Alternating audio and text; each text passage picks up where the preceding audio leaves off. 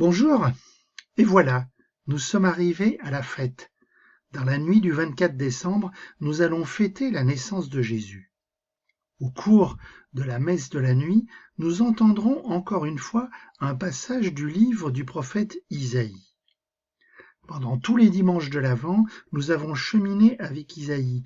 Nous avons entendu différents oracles de ce prophète, oracles qui tous, d'une façon ou d'une autre, annonçaient la venue du Messie. Ce soir, encore une fois, ce sera le cas.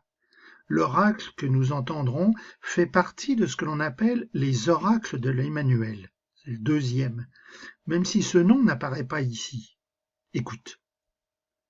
Le peuple qui marchait dans les ténèbres a vu se lever une grande lumière, et sur les habitants du pays de l'ombre, une lumière a resplendi.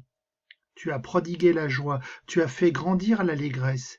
Ils se réjouissent devant toi comme on se réjouit de la moisson, comme on exulte au partage du butin.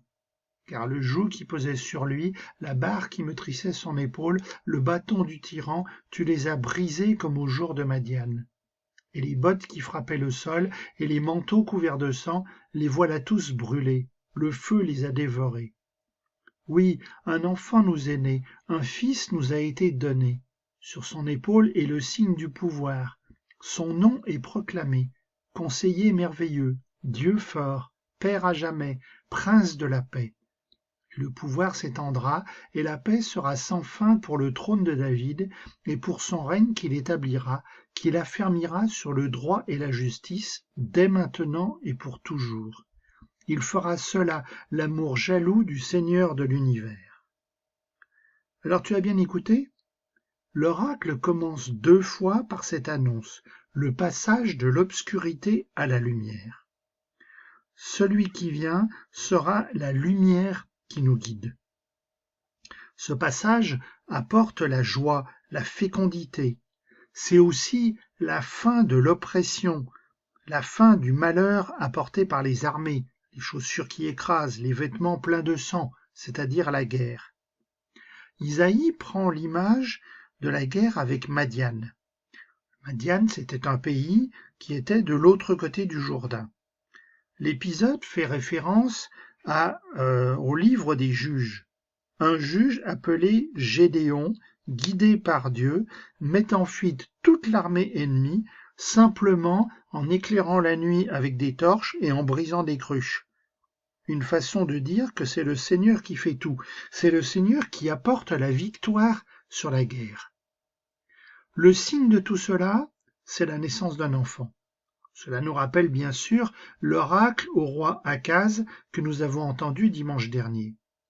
Mais ce qui change, ce sont ici les 4 titres qui sont donnés à cet enfant. 4 titres qui sont étonnants. Un conseiller, c'est généralement un adulte, pas un enfant qui vient de naître. Et les 3 autres titres font clairement référence à Dieu. Dieu, le Père et le Prince de la paix. Cet enfant est comme Dieu, voire Dieu lui-même. Et il apportera une paix éternelle, une paix par l'amour. Alors bien sûr, comme chrétiens, nous ne pouvons penser qu'à Jésus lui-même, Jésus prince de la paix, Jésus roi du royaume de Dieu, du royaume d'amour. Si Noël c'est la paix doit passer par nos mains. Donne la paix à ton voisin. Si Noël c'est la lumière doit fleurir en nos vies. Marche vers ton frère pour illuminer ses jours. Si Noël c'est la joie doit briller sur nos visages. Souris au monde pour qu'il devienne bonheur. Si Noël c'est l'espérance doit grandir en notre cœur. Sème l'espérance au creux de chaque homme.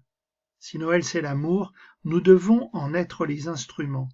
Porte l'amour à tous les affamés du monde. Amen.